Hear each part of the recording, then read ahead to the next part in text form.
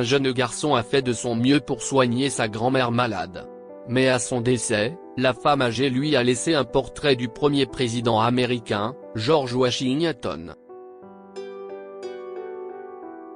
Christopher Martin et ses parents ont été choqués lorsque le médecin a téléphoné pour annoncer que la mère bien-aimée de son père, Fiona Martin, était très malade et demandait à voir sa famille. Les Martens se sont rendus en Virginie pour voir Fiona, qui était à l'hôpital.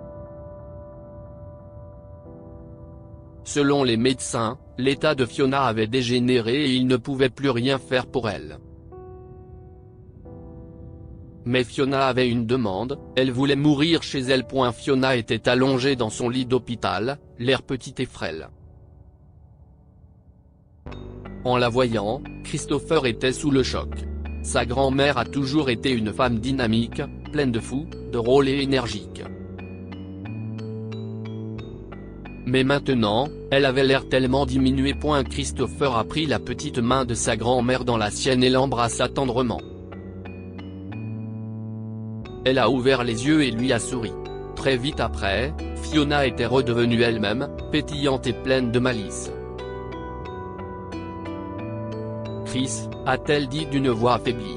Et Steven. Fiona a tendu son autre main au père de Christopher. Si est tellement gentil de ta part d'être venu, et Bryony aussi. Maman, a dit Steven. Pourquoi ne nous as-tu pas dit que tu étais malade? Nous voulions être avec toi. Fiona a soupiré. Si est-il le genre de guerre que nous devons mener seuls, et maintenant qu'ils me disent que j'ai perdu la dernière bataille. Si est pourquoi j'ai demandé au médecin de vous appeler. Mais maman, a protesté Steven. Je t'ai appelé 2 fois par semaine pendant les 6 derniers mois et tu ne m'as jamais dit que tu étais si malade. S'il te plaît, Steven, a dit Fiona.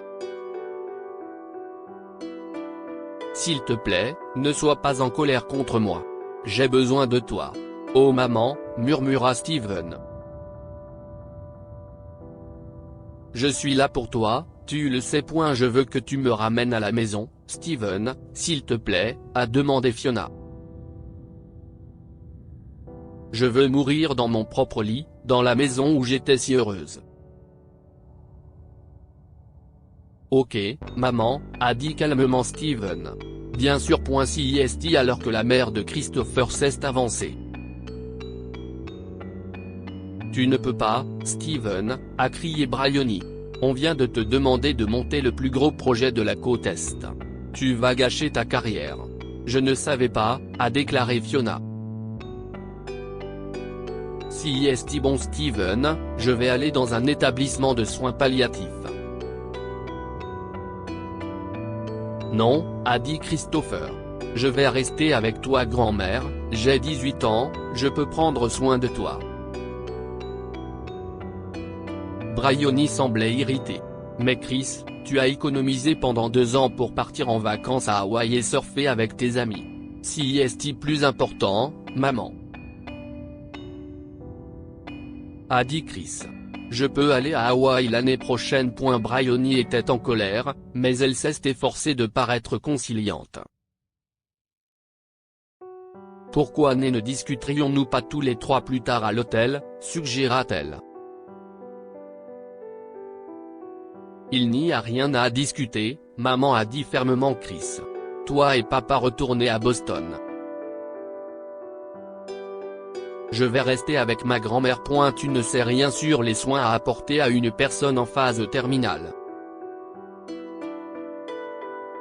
A protesté Bryony. Le médecin de Fiona est intervenu. Vous n'avez pas à vous inquiéter pour Madame Martin, a-t-il dit. Nous enverrons chaque jour une infirmière au domicile de Madame Martin pour lui administrer des soins et des médicaments. Chris s'est alors agenouillé près du lit de sa grand-mère, et a passé ses bras autour d'elle. Tu rentres chez toi, Grand-mère, a-t-il dit avec un sourire larmoyant. Le lendemain, les Martens ont envoyé un service de nettoyage pour mettre de l'ordre dans la maison, et 2 jours plus tard, une ambulance a ramené Fiona à la maison. Ils l'ont installée dans ce qui avait été le bureau de son mari, dans un grand lit d'hôpital. Chris a choisi la chambre d'Amis juste à côté pour être proche d'elle jour et nuit. Le premier jour, Fiona était trop excitée pour dormir et resta debout jusqu'à 2 heures du matin, parlant fiévreusement avec Chris. Le lendemain matin, elle ne s'est réveillée que lorsque Guy Vernon, l'infirmière qui s'occuperait d'elle, est arrivé. Chris a conduit Guy à l'intérieur et lui a montré où se trouvait le bureau. Il a ouvert les rideaux, et la lumière a éclairé un grand portrait suspendu au-dessus du bureau de feu son grand-père. Fiona s'est réveillée et a cligné des yeux. Oh, quel visage pour se réveiller chaque matin, s'est-elle plainte. George Washington avec ses dents de bois. Chris a souri. Ça ne me dérange pas de le prendre, a-t-il plaisanté. Fiona a soudainement souri. En effet. Le vieux George pourrait valoir beaucoup pour toi un jour, a-t-elle dit d'un ton énigmatique, puis Guy s'est précipité à chasser Chris. Au cours des 3 mois suivants, Chris et Fiona ont vécu dans une douce harmonie. Le jeune homme au début de sa vie, la vieille femme à la fin de la sienne, unis par l'amour dans l'attente silencieuse de la mort. Fiona demandait souvent à Chris de l'emmener dehors dans le jardin où elle s'allongeait sur un lit de jour au soleil, et somnolait. Au fil du temps, Fiona a commencé à oublier des choses et a même parfois appelé Chris, Steven. Guy était là tous les jours pour s'assurer que Fiona n'avait aucune douleur, et Chris chérissait ces moments de lucidité de plus en plus rares. Un après-midi, elle lui a serré la main avec force. Chris, murmura-t-elle. Ne m'emmène pas à l'intérieur, allons dormir dans le jardin, je veux regarder danser les lucioles. Dehors? Aussi malade que tu l'es? Je ne pense pas, a commencé à protester Chris, puis il a vu le visage plein d'espoir de sa grand-mère. Ok, a-t-il dit. Je vais nous chercher des couvertures chaudes, du chocolat chaud, nous allons faire un pique-nique. Après le coucher du soleil, les lucioles sont arrivées, transformant le jardin en un lieu magique. Fiona raconta doucement à Chris toutes les histoires qu'elle lui avait racontées il y a longtemps quand il était petit, et qui avaient marqué leur relation.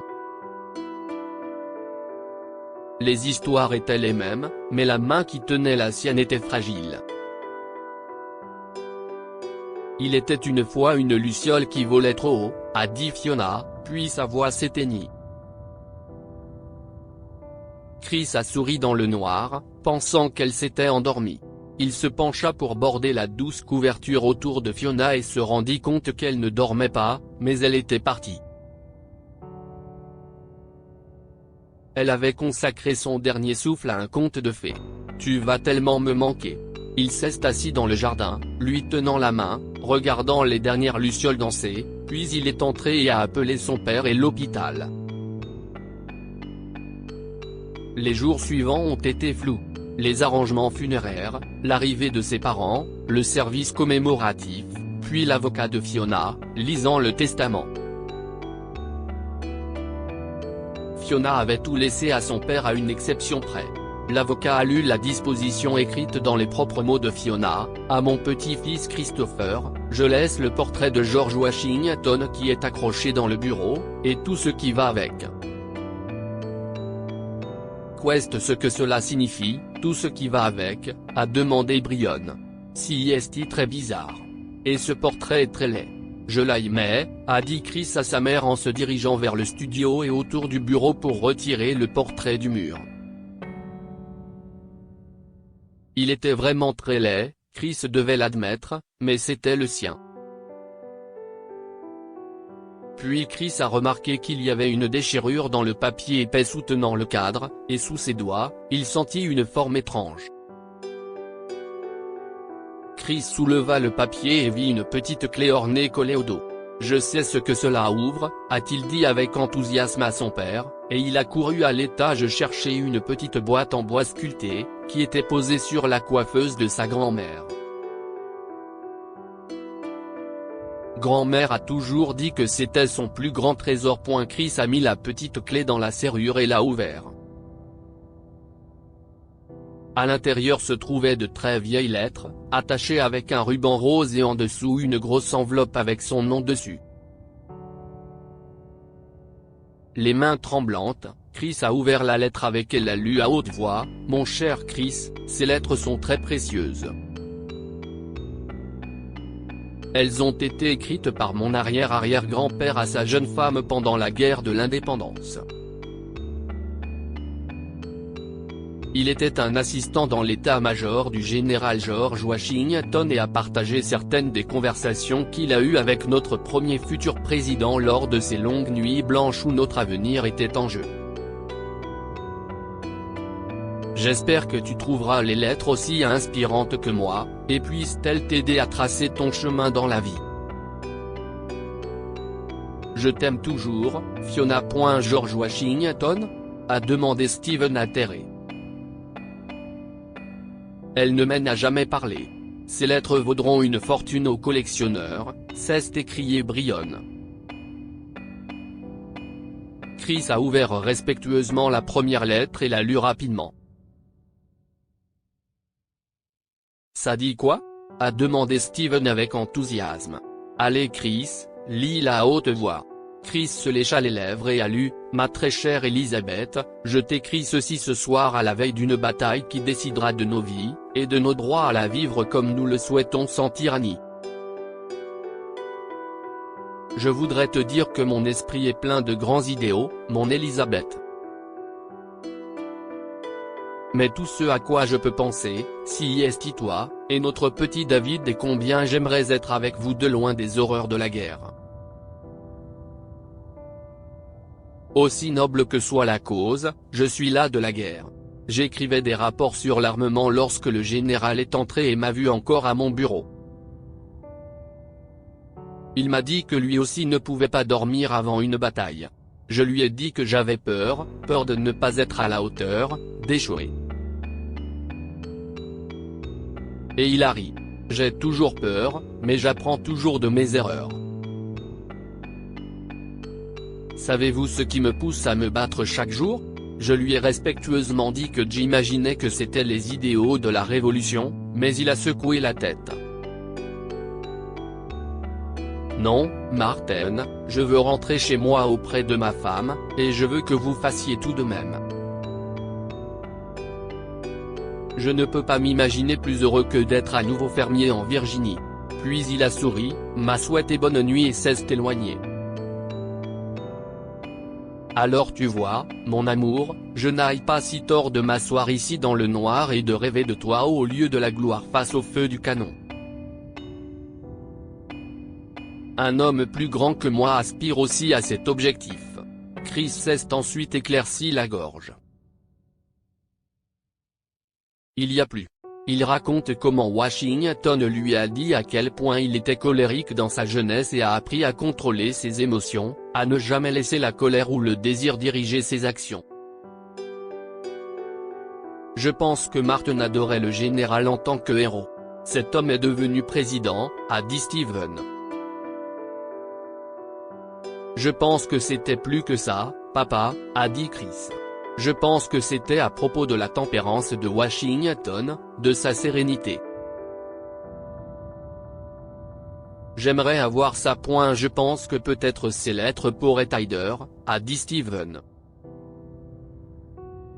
Si est peut-être pour ça que grand-mère te les a laissées, pas à moi. Eh bien, je pense que nous devrions contacter un antiquaire et découvrir combien valent ces lettres, a dit Brion. S'ils se vendent suffisamment aux enchères, tu pourrais être riche à vie. Mais Chris a secoué la tête. Non jamais, a-t-il dit avec les larmes aux yeux. Ces lettres ne sont pas à vendre et ne le seront jamais de mon vivant. J'espère un jour les transmettre à mon petit-fils ou ma petite-fille comme ma grand-mère me les a transmises. Si est-il vraiment un trésor, un héritage qui devrait rester dans notre famille? Que pouvons-nous apprendre de cette histoire? Les choses les plus importantes dans la vie sont notre famille, pas le pouvoir et la gloire. L'ancêtre de Chris a enregistré les paroles du général et sa confession que tout ce qu'il voulait était de rentrer chez lui et d'être un fermier paisible. Donnez de la joie à vos proches dans cette vie, car une fois qu'ils sont partis, il est trop tard. Chris était déterminé à rendre les derniers jours de sa grand-mère aussi heureux que possible, et il l'a fait. Lire aussi, à la maison pour les vacances, un garçon remarque que sa mère a disparu et de vieilles courses dans le réfrigérateur. Abonnez-vous à Mon Mama sur Google News.